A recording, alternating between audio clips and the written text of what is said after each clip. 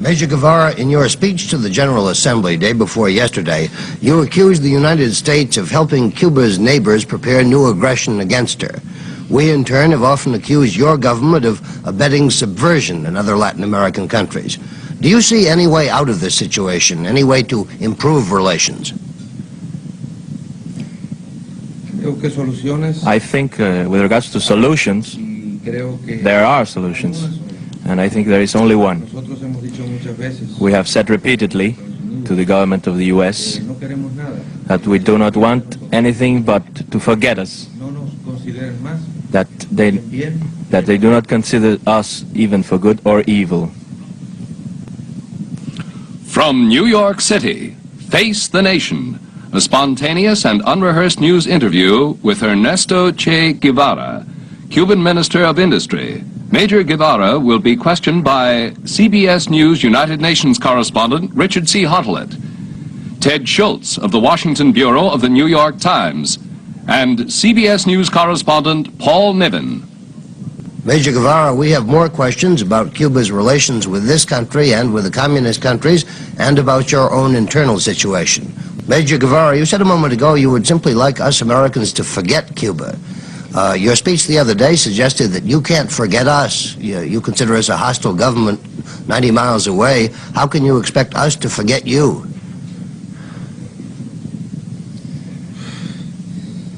Yo no dije exactamente que esperaba. I didn't say exactly that I expected to forget us. You asked a solution, and I said what was that solution in the present moment. If it's possible or not, that's another question. Major Guevara, on several opportunities recently, Premier Fidel Castro has suggested in interviews with visiting newspapermen and on other occasions that a new effort be made to normalize relations between Cuba and the United States, particularly in the field of trade and exchanges. As an economist, do you feel yourself that a resumption of relations of this nature would be useful or welcome for Cuba? In other words, would you like to see the relations normalized? No como economista, porque not as an economist, because I have never considered myself an economist, but only an official of the Cuban government, as another Cuban. I think harmonious relations with the U.S. would be very good for us from the economical point of view, more than in any other field, because all our industry has been established by the U.S. and primary products and repair parts that we have to make with much difficulty or to bring from other areas could come directly. And besides, sugar, which traditionally we had the American market, is also near. Major, if my recollection is right, in 1960 you made several speeches, particularly one in March of 1960, saying that for Cuba to go on selling sugar to the United States was a form of colonialism to which Cuba was subjected. Have you changed your mind about this? Naturally, because those were different conditions. We sold sugar with specific conditions established by American buyers, which in turn dominated the internal market and production in Cuba. Now, if we would sell sugar to the U.S., it would be the Cuban government the one who would sell it, and it would be a complete profit for our people. Dr. Guevara, Washington has said that there are two political conditions for the establishment of normal relations between the United States and Cuba. One is the abandonment of your military commitment to the Soviet Union. The other is the abandonment of the policy of exporting revolution to Latin America. Do you see any chance of a change in either of these points? Absolutely. We don't put no condition of any kind to the U.S. We don't want it to change its system. We don't want this racial discrimination to cease in the U.S. We put no conditions to the establishment of relations, but we neither put conditions to... But my question was whether you would accept these conditions placed by the United States on the resumption of normal relations. We will not accept any conditions from the U.S. We will not accept conditions imposed by the U.S. to us. But when, in the matter of the missiles, the Russian missiles on Cuba, and the Cuban military relations with the Soviet Union, how can the United States be sure that Cuba is not a strategic threat once again? Would you accept United Nations inspection or inspection by the Organization of American States if you do not permit American on-site inspection of Cuba?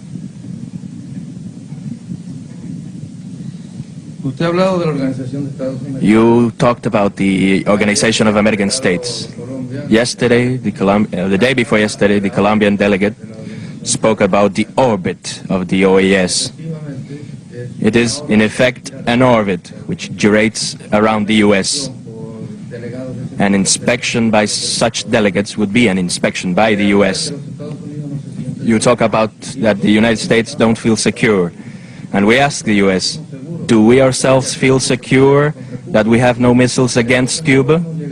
Then cannot we reach an harmonious solution? Because the countries are equal in the world. Let's inspect all bases, atomic bases of the U.S. And let's inspect also what we have in Cuba. And if you want, let's liquidate all atomic bases in Cuba and in the U.S., and we are in complete agreement with that. Major Guevara, are you in fact trying to export your revolution? Are you every day shipping arms to other Latin American countries? Are you bringing revolutionaries from other countries to Cuba, training them, sending them home?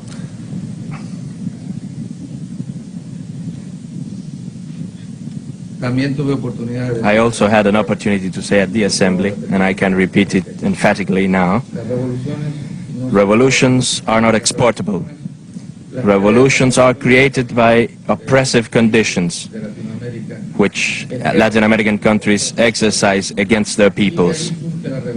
And there comes rebellion. And afterwards, new Cubas will emerge. We are not the ones who create revolutions.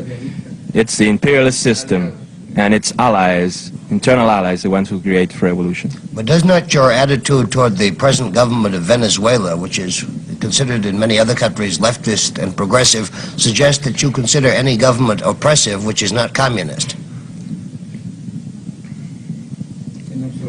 In absolute, no. What we consider is that the Venezuelan government is not a leftist government, has nothing of a leftist government. It's an oppressor, an oppressive government, is a murderer.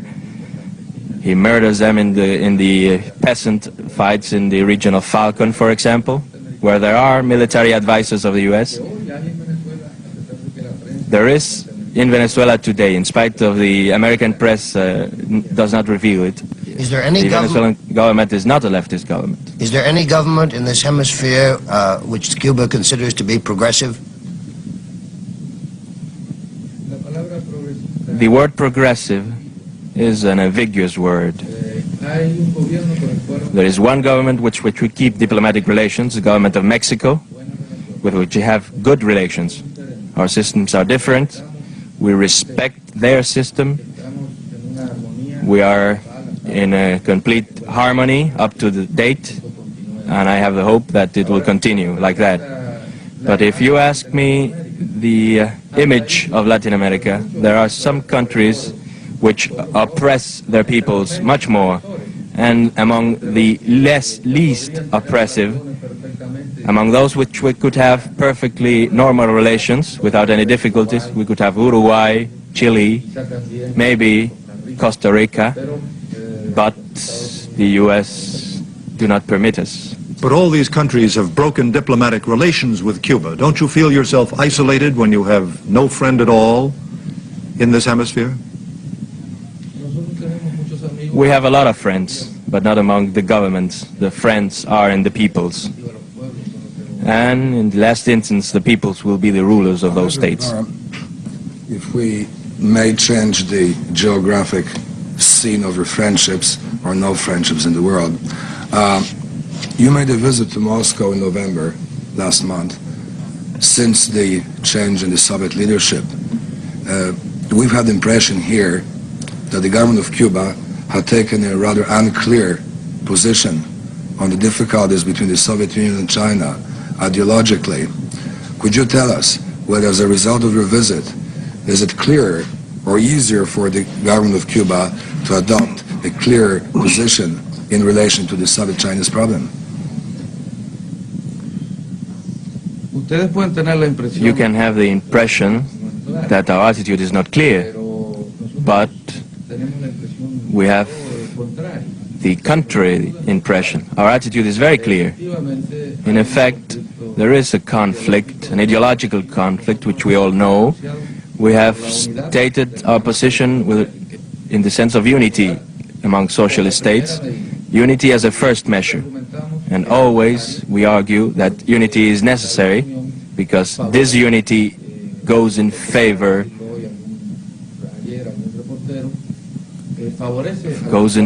of the U.S., which are our enemy. And everything that goes in favor of the enemy must be eliminated. That's why we are in favor of unity. We feel that there is a necessity to strengthen this unity, and that it will be strengthened, and then the monolithic bloc of socialist countries will be formed again. Early this year, I believe it was first in March, then again in June, the Soviet government, which then had Premier Khrushchev at its head, issued invitations to a number of communist or Marxist-Leninist parties in the world, including to the Cuban Socialist Party, or rather the Cuban Party of Socialist Revolution, to attend a preparatory meeting in Moscow of communist parties. My memory is that the Cuban Party was one of the very few never to have answered the invitation rather. We see today that the Soviet government has renewed the invitation for a March preparatory meeting of communist or Marxist-Leninist countries. Would your government now accept, or your party would now accept the Soviet invitation?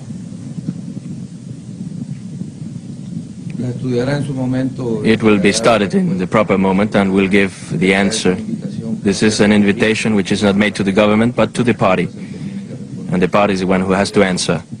I am here representing the government now. Major Guevara, you are probably the outstanding exponent of guerrilla war in the Western Hemisphere, and you have said that the problems of revolution in Latin America will be settled by bullets rather than by ballots. And in general, your dynamic approach to these things seems to run much closer to the communist line, to the Chinese communist line. Also, Cuba has never signed the treaty banning nuclear weapons tests in the outer atmosphere, in the atmosphere, and in the sea. This is also the Chinese communist position. Doesn't that put you really, in terms of your practical behavior and policy, on the Chinese side of the communist fence? Well,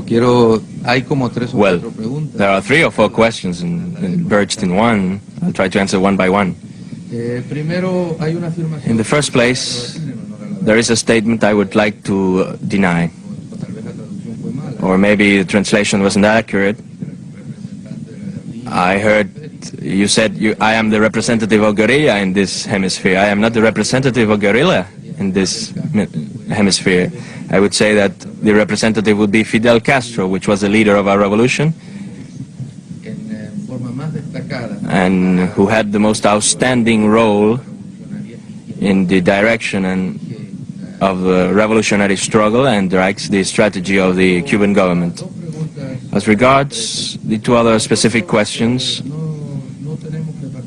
we do not have to participate in the controversy because they are very specific problems.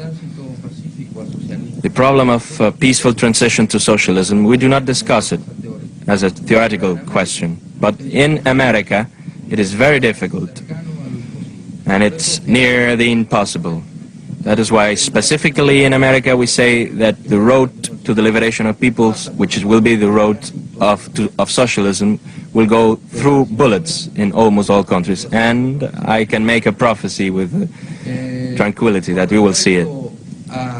With regards to the problem of the signing of the new test ban treaty, we welcomed that step as a measure which tended to prevent the aggravation of tensions, but we pointed out very clearly that us, with a military American base in our territory, where there could be any sort of weapons, where we have to endure every kind of provocations, we have to endure the flights over our territory. We cannot sign that treaty because it would be a treason to our people.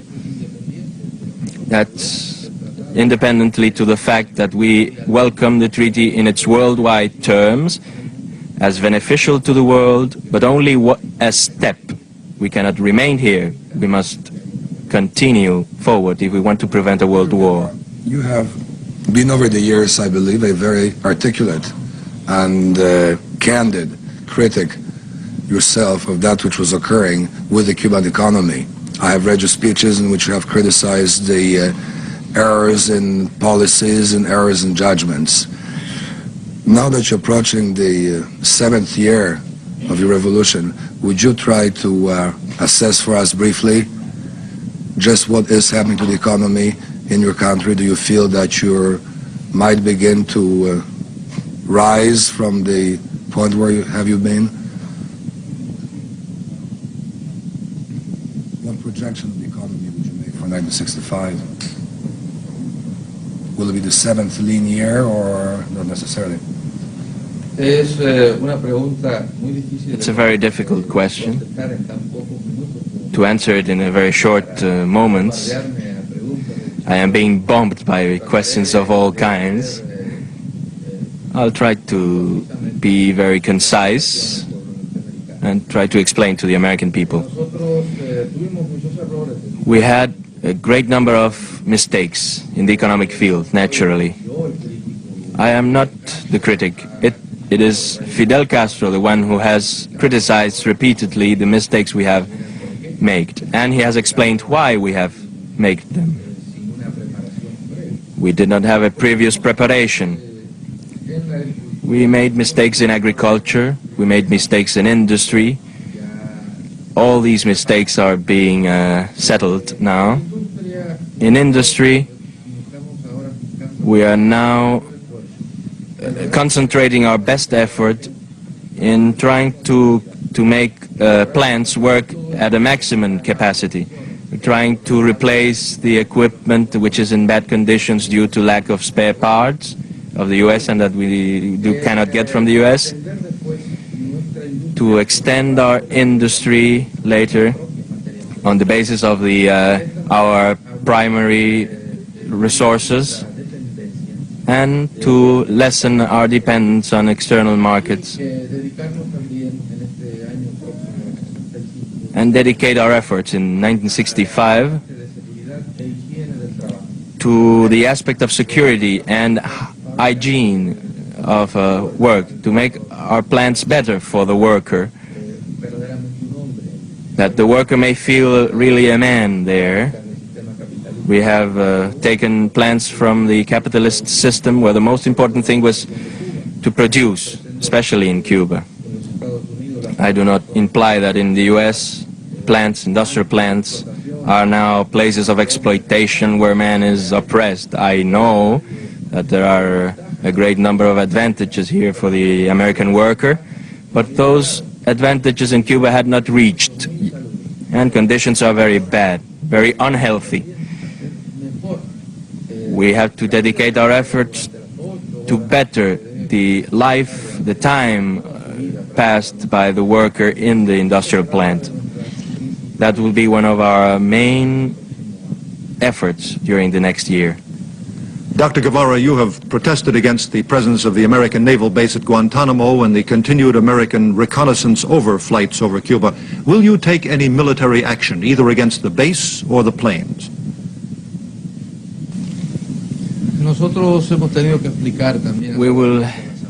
We had to explain at the Assembly the other day that we do not boast. We know the power of the U.S. We do not fool ourselves about this power. We say that the U.S. government wants us to pay a very high price for this unstable peace we enjoy today. And the price we are in a position to pay comes only to the frontiers of dignity, not beyond. If we had to kneel in order to live in peace, they will have to kill us before. If they do not want to go to that point, we will continue to living in the best way possible, that is, in this not peaceful coexistence that we have today with the U.S. What does that mean in terms of practical diplomacy, Major? What do you propose to do?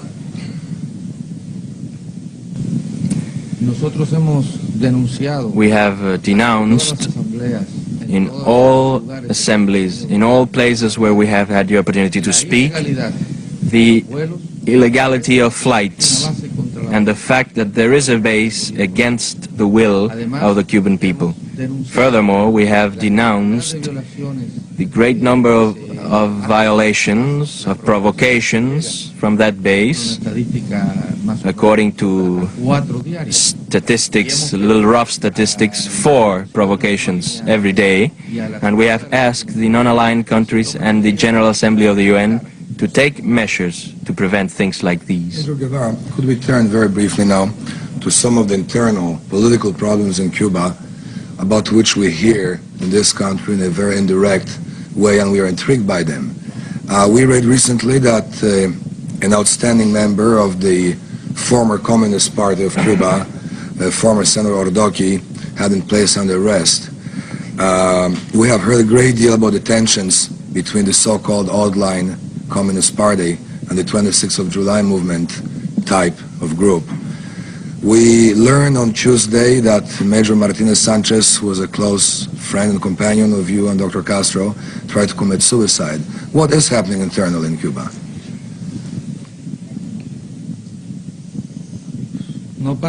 There's nothing happening which we cannot say publicly. The fact of the attempted suicide by Augusto Martinez was explained in a concise and exact form by our government in a communique. There's absolutely nothing else to add. I understand that the American people has a right, and especially the press, which is not very friendly to us, to make all suppositions and ideas about this fact, this disgraced fact. There is always the possibility of all sorts of speculations on this, but the fact is as we expressed it. Augusto Martinez Sanchez was separated due to administrative problems, and his reaction was to attempt suicide. We regret it because of him, and we regret it because of the revolution, because it has given foot to these speculations. With regards to the arrest of Mr. Ordoqui, we also stated publicly what we were able to say at that moment, and we have expressed that in the proper opportunity everything will be explained, or Mr. Ordoqui will have a public satisfaction. All our public documents reflect our absolute truth. Major, may I ask you what percentage of the people of Cuba support the revolution? Well, there is a joke which you made with you circulated. I don't know if you want to refer to the joke about the Castro brothers. We have 10 seconds. In 10 seconds, it's very difficult. In this moment, we do not have elections, but the great majority of the Cuban people supports this government. Thank you, Major Guevara, for being here to face the nation.